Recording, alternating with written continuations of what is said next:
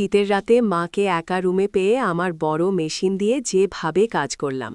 আমার মা আমাকে বলল, বাবা, তোমার মেশিন আমার গুহায় এত জোরে জোরে দিও না, আস্তে আস্তে দাও, ব্যথা পাচ্ছি।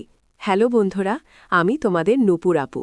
আজকের গল্পটি সম্পূর্ণ শুনলে আপনাদের মেশিন দিয়ে টপ টপ করে পানি চলে আসবে, তাই হাতের কাজ করার আগে হাতের কাছে টিস্যু রাখুন। ভাইকে ডাকতে গিয়ে দেখলাম সে তার রুমে নেই। আমি মায়ের রুমের কাছে ফিরে গিয়ে দরজায় টোকা দিতে যাচ্ছিলাম, তখন হঠাৎ ভেতর থেকে ভাইয়ের গলার শব্দ শুনতে পেলাম।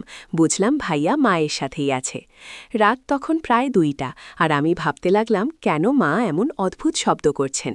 সারা রাত সেই রুম থেকে একই ধরনের আওয়াজ আসছিল, যা আমাকে ঘুমাতে দেয়নি। ভাবছিলাম ভাইয়া মায়ের রুমে সারা রাত কী করছে, চিন্তায় পাগল প্রায় হয়ে গেলাম। আর সারা রাত একটুও ঘুমাতে পারলাম না। তাই ভাবলাম মা অসুস্থ কিনা দেখে আসি। সেখানে গিয়ে যা দেখলাম তা দেখে আমি হতভম্ব হয়ে যাই। দেখলাম ভাইয়া আর মা। দয়া করে গল্পগুলো ভালো লাগলে ভিডিওটি লাইক, শেয়ার এবং চ্যানেলটি সাবস্ক্রাইব করো প্লিজ। আমি প্রিয়া। 1 বছর আগে আমার দাদু ঠাকুমা আমাদের সঙ্গে থাকত। একদিন আমার ঠাকুমা আর মা বাজারে যাওয়ার পথে দুর্ঘটনায় পড়েন। সেই দুর্ঘটনায় মা এবং ঠাকুমা আমাদের ছেড়ে চলে যান। তখন থেকে বাড়িতে আমরা মাত্র 4 জন ছিলাম, আমি, আমার ভাই, দাদু আর বাবা। পাড়া প্রতিবেশীরা বাবাকে পুনরায় বিয়ে করার জন্য পরামর্শ দিতে থাকেন, কিন্তু বাবা তাতে রাজি হননি। 8 মাস আগে দাদু আমাদের বাড়িতে একজন কাজের মেয়েকে রাখেন। আমি তখন 13 বছর বয়সী ছিলাম, তাই রান্নার চেষ্টা করলেও সবসময় সফল হতাম না। এদিকে বাবার রেস্তোরাঁও যাওয়া আসা চলত, এবং সেখানে এক 27 বছর বয়সী মেয়ে নিয়মিত আসত। তার নাম মারিয়া, এবং সে বাবার থেকে প্রায় 15 বছর ছোট ছিল। তবুও সে বাবার প্রতি আগ্রহী ছিল, বাবাকে অনেক পছন্দ করত, আর বাবা তখন 42 বছর বয়সী ছিলেন। একদিন মারিয়া হাত মুখ ধুয়ে বিশ্রাম নিচ্ছিল যখন আমার বাবা ডিনার করতে গিয়েছিলেন একটি রেস্তোরাঁয়। সেখানে একটি মেয়ে একা বসেছিল, এবং কিছু বেপরোয়া যুবক এসে তাকে বিরক্ত করতে শুরু করে। বাবার নজরে বিশ্বাসটা পড়ে, তাই তিনি গিয়ে মেয়েটির পাশে বসে কথা বলতে শুরু করেন। এতে যুবকরা সরে যায়। এরপর থেকে মারিয়া আর আমার বাবার মধ্যে আলাপচারিতা শুরু হয়। যতবারই আমরা রেস্তোরাঁও যেতাম, মেয়েটি আমাদের টেবিলে এসে বাবার সঙ্গে কথা বলত। ধীরে ধীরে আমার বাবার সঙ্গে মেয়েটির সম্পর্ক বাড়তে থাকে। একদিন মেয়েটি বাবাকে জানায় সে একটি রুম ভাড়া নিতে চায়, বাবার সাথে সময় কাটাতে চায়, কিন্তু বাবা বিশ্বাসটা এড়িয়ে যান। পরদিন মেয়েটি আবার ফোন করে বাবাকে রাজি করানোর চেষ্টা করে, কিন্তু এরই মধ্যে কিছু লোক মারিয়াকে বাধা দেয় এবং বিব্রতকর পরিস্থিতি সৃষ্টি করে। একজন সাহসী মানুষ হিসাবে আমার বাবা মারিয়াকে রক্ষা করতে এগিয়ে যান। পরিস্থিতি সামলাতে বাবার কিছু সাহসী পদক্ষেপ নিতে হয়, এবং অবশেষে মেয়েকে বিপদ থেকে মুক্তি পায়। এই ঘটনার পর মারিয়া এবং আমার বাবার সম্পর্ক আরও গভীর হয়, এবং তারা বিয়ে করে। এখন মারিয়া আমাদের পরিবারের অংশ, এবং আমার নতুন মা হয়ে উঠেছেন। প্রথমবারের মতো আমি তাকে দেখলাম, তিনি অনেক সুন্দর। আমার বাবার জীবনে নতুন অধ্যায় শুরু হয়েছে, এবং আমি তাদের সুখী দাম্পত্য জীবন প্রত্যক্ষ করছি। এদিকে আমার নতুন মাকে দেখে মনে হচ্ছিল বাবার থেকেও আমার ভাইয়া অনেক খুশি হয়েছে। তারপর আমি বাবার সাথে দেখা করতে গেলাম, দেখি বাবা রুমে নাই। পরে যখন বাবা বাথরুম থেকে বের হয়ে তার রুমে যাচ্ছিলেন, আমি তাকে আলিঙ্গন করে নিজের রুমে ফিরে এলাম। প্রতি রাতে বাবার সাথে দেখা করেই ঘুমাতে যেতাম। আমার নতুন মা আমার উপর কখনো রাগ করতেন না। বিশেষ করে যখন থেকে বাবা দ্বিতীয়বার বিয়ে করেছেন, নতুন মা বাবাকে খুব ভালোবাসতে শুরু করেছিলেন, এবং বাড়িতে সবসময় আনন্দমুখর পরিবেশ বিরাজ করত। এখন আমরা সবাই মায়ের হাতের রান্না খেতে শুরু করেছি। আমার ভাই নতুন মায়ের রান্না খাওয়ার জন্য এতটাই আগ্রহী ছিল যে কখনো কখনো সে কলেজে না গিয়ে মায়ের সাথে সময় কাটাত। সে তার মায়ের সঙ্গে গল্প করত এবং মায়ের হাতে তৈরি সুস্বাদু খাবার খেত।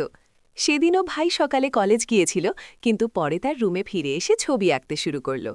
হঠাৎ আমার মায়ের ঘর থেকে কিছু শব্দ শুনতে পেলাম, যেন কিছু অস্বাভাবিক ঘটছে। আমি দরজার কাছে যেতেই ভাই এগিয়ে এসে বলল, আম্মু, একটু অসুবিধায় পড়েছে, তবে আমি দেখছি। আমি মনে করলাম হয়তো মায়ের সাথে কিছু জরুরি কথা আছে, তাই কিছুক্ষণ পরে ভাই রুম থেকে বেরিয়ে এলো। ভাই বলল, কিছু না, বাথরুমের লাইট নষ্ট হয়েছিল, সেটাই ঠিক করতে গিয়েছিলাম।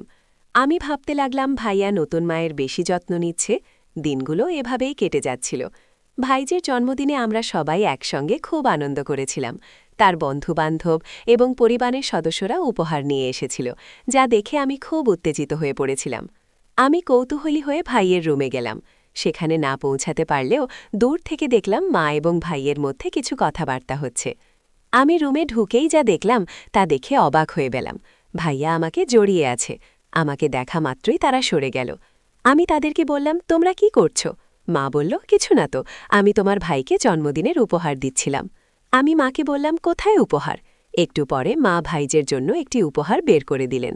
সেই মুহূর্তে আমার মনে অস্বস্তি থাকলেও সব সন্দেহ দূর হয়ে গেল যখন ভাই উপহারটি হাতে পেল এবং মা হাসি মুখে তাকে শুভেচ্ছা জানালেন। কিন্তু মনে মনে ভাবতে থাকলাম, কিন্তু মা ভাইয়ার সাথে এরকমভাবে ছিল কেন? আমার মায়ের মা একদিন মারিয়াকে বললেন, তুমি এই বাড়িটা খুব সুন্দরভাবে সামলেছ, আমি নিশ্চিত তুমি শাশুড়ির দায়িত্ব ভালোভাবে পালন করতে পারবে। তখন আমার নতুন মায়ের মা অর্থাৎ আমার দ্বিতীয় নানি আমাদের বাড়িতে এসে ভাইয়ার জন্য বিয়ের প্রস্তাব দিলেন। ভাইজাও বলল, এখন কি আমার বিয়ের সময় হয়েছে? নতুন মা যখন ভাইজের বিয়ের কথা শুনলেন, আমাদের মা বললেন যে এখনই বিয়ের জন্য সঠিক সময় নয়। তিনি বললেন, ভাইজের বিয়ে কিছু সময়ের জন্য স্থগিত থাকুক। এরপরে তিনি এ বিষয়ে আলোচনা শেষ করেন। মা আসার পর থেকে 1-5-2-0 দিন কেটে গেল এবং আমি মাঝে মাঝে ভাইয়ের রুমে যেতাম। 1 মাস কেটে গেল এভাবে। সবসময় ভাইয়া মায়ের সাথেই বেশি সময় কাটাত। একদিন আমার মা মারিয়া কিছু কথা বললেন, যা শুনে আমি হতবাক হয়ে গেলাম। তিনি বললেন, তোর ভাই প্রতি রাতে ঘুম থেকে উঠে কোথাও যায়। এটা শুনে আমার মনে হলো ভাইয়ের সাথে কথা বলা দরকার। কিছুক্ষণ পরে ভাই বাড়িতে এলে দেখি মা তাকে খাওয়াচ্ছেন। আমি বাবার রুমে গিয়ে বাবার সাথে কথা বললাম। একদিন রাতে আমি দেখলাম ভাইয়ের রুমে কিছু অস্বাভাবিক ঘটনা ঘটছে। আমি বুঝতে পারলাম যে দুজনের মধ্যে কিছু চলছে। সেই রাতে বাবা বাড়িতে আসেননি, কারণ তাকে কাজের জন্য বাইরে যেতে হয়েছিল। আমি দেখলাম ভাই মায়ের সাথে কথা বলছে এবং তারা দুজনেই কিছুটা আবেগপ্রবণ হয়ে পড়েছে। আমি ভাইয়ের চোখের জল মুছে দিয়ে তাকে সান্ত্বনা দিলাম। এই সময় আমি প্রথমবারের মতো দেখলাম মায়ের মুখেও একটা বিষণ্ণতা ছিল। আমি রান্নাঘরে গিয়ে মায়ের জন্য পানি নিয়ে এলাম এবং বললাম, মা, তুমি কেঁদো না, আমি তোমার পাশে আছি। কিন্তু কী বিষয়ে তারা কষ্ট পাচ্ছে সেটা তারা আমাকে বলল না। এরপর 5 দিন এভাবেই কেটে গেল। আমার ছবি তোলার শখ ছিল, তাই আমি নতুন মায়ের ছবি তোলার সিদ্ধান্ত নিলাম। মায়ের রুমে গিয়ে তাকে বসতে বললাম এবং তার ছবি তোলা শুরু করলাম। মা তার চুলগুলো সরিয়ে একদিকে বসেছিলেন আর আমি ছবি তুলতে লাগলাম। হঠাৎ দেখি মায়ের পিঠে কিছু দাগ রয়েছে। মা বললেন, এগুলো তোমায় ভারত আসার চিহ্ন। কিন্তু আমি জানি বাবা গত 5 দিন বাড়িতে ছিলেন না। তখনই বুঝলাম মা আমাকে পুরো সত্যটা বলেননি।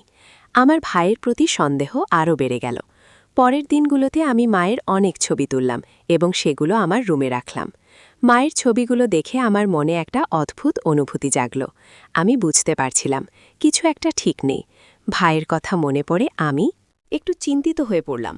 মা ও ভাইদের সম্পর্কের বিষয়ে আমি নিশ্চিত নেই, কিন্তু মনে হচ্ছিল যে বিশ্বাসটা হালকাভাবে নেওয়ার নয়। মা আর ভাইয়ার মধ্যে কিছু একটা চলছে, কারণ মা সবসময় ভাইয়ার সাথেই থাকে। মা ও ভাইকে একসঙ্গে অনেকবার দেখেছি এবং তাদের ছবি তুলেছি, যদিও কখনোই তাদের না জানিয়ে। একদিন বিকেলে তোলা ছবিগুলো দেখাতে মায়ের ঘরে যাওয়ার সিদ্ধান্ত নিলাম।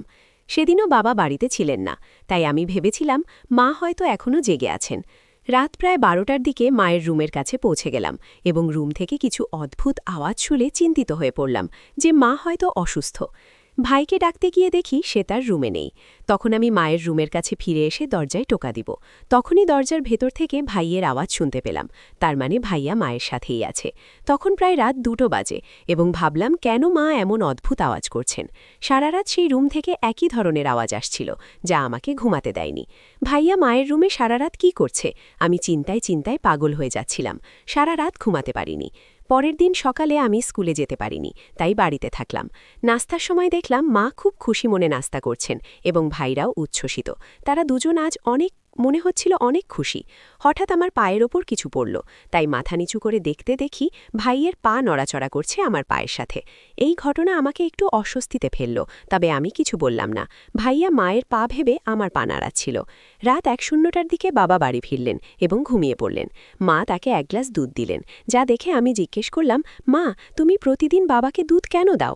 মা হাসি মুখে বললেন, তোমার বাবার জন্য এটা দরকার, এতে ওনার শক্তি বাড়ে।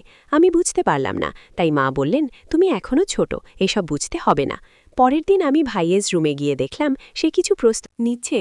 তার কিছুক্ষণ পর মায়ের রুম থেকে কিছু আওয়াজ শুনে আমি নিজের রুমে চলে গেলাম। কিছুক্ষণ পর ভাইজের রুম থেকে আবারও সেই আওয়াজ শুনলাম। দরজাটা একটু খোলা ছিল, তাই চুপি চুপি উঁকি দিলাম।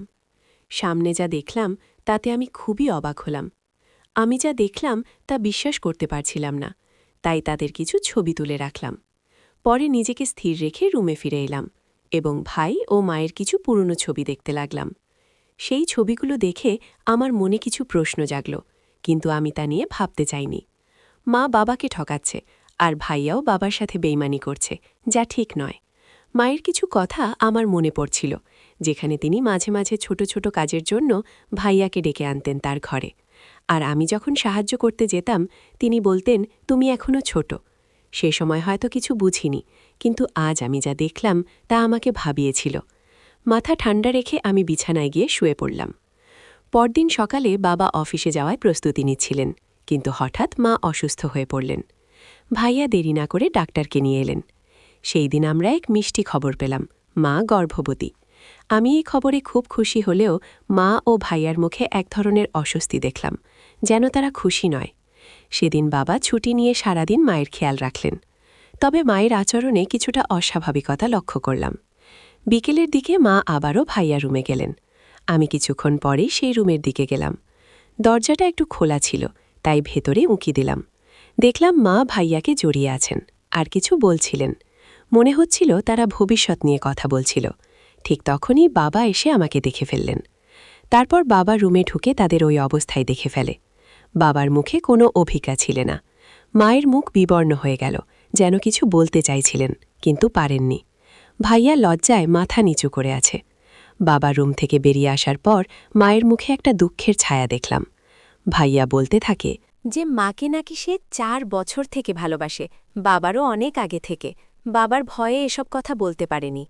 আমার মা বলল যে আমার পরিবারের লোকেরা আমাকে অন্য কারোর সাথে বিয়ে দেওয়ার পরিকল্পনা করছিল। আমি অনেক চেষ্টা করেছিলাম, কিন্তু আমার বাবা কিছুতেই রাজি হচ্ছিলেন না তোমার ছেলের সাথে আমার সম্পর্ককে মেনে নিতে। সেই সময় সুনীল আমাকে বলেছিল, যদি আমি তোমাকে বিয়ে করতে না পারি তাহলে হয়তো জীবনে অন্য কাউকে বিয়ে করতে হবে। আমরা দুজনেই তখন একটা পরিকল্পনা করেছিলাম। ভেবেছিলাম যে সুনীলের বাবাকে বিয়ে করে পরে সব সত্যি তোমাকে জানাতাম, কিন্তু বিয়ের পর সবকিছু ঠিক হয়ে যাবে। কিন্তু বিয়ের পর সত্যিটা বলার সাহস আমাদের ছিল না। আমাদের তাই প্রতিদিন আমি দুধের মধ্যে ঘুমের ওষুধ দিয়ে তোমাকে ঘুমিয়ে রাখতাম, যাতে আমাকে তুমি না স্পর্শ করো। তার মানে বিয়ের পর থেকে বাবা মাকে একবারও স্পর্শ করেননি। তার মানে মায়ের পেটে বাচ্চার বাবা তাহলে আমার ভাই। আর আমার মায়ের কথাগুলো শুনে বাবা এসে তার কাঁধে হাত রেখে বললেন, সুনীলের ভাগ্যে সঠিক সুযোগ কখনোই আসে না, তাই সুযোগটা কাজে লাগানো উচিত ছিল। বাবা আরও বললেন, যদি তুমি আমাকে আগে জানাতে তাহলে তোমার জন্য সবকিছু ঠিকঠাক করতাম এবং তোমার পড়াশোনাও শেষ করতে সাহায্য করতাম। এরপর সুনীলকে বাবা মাফ করে দিলেন, কারণ তিনি তার নিজের সন্তানের ভুলগুলো মেনে নিয়েছেন, কিন্তু মনে মনে অনেক কষ্ট পেয়েছেন। পরের দিন বাবা তাদেরকে মন্দিরে নিয়ে গিয়ে বিয়ে দিয়ে দিলেন। এভাবেই আমার সৎ মা হতে হতে আমার ভাবি হয়ে গেলেন। জীবনের কিছু সিদ্ধান্ত সঠিক সময় নেওয়া ভালো, কারণ সময় চলে যাওয়ার পরে আফসোস করার মতো কিছুই থাকে না। গল্পটা কেমন লাগলো জানাতে ভুলবে না। আরও মজার মজার রোমান্টিক গল্প শুনতে চাইলে ভিডিওটি লাইক, শেয়ার এবং চ্যানেলটি সাবস্ক্রাইব করতে এবং বেল আইকনটি ক্লিক করতে ভুলবে না। ধন্যবাদ।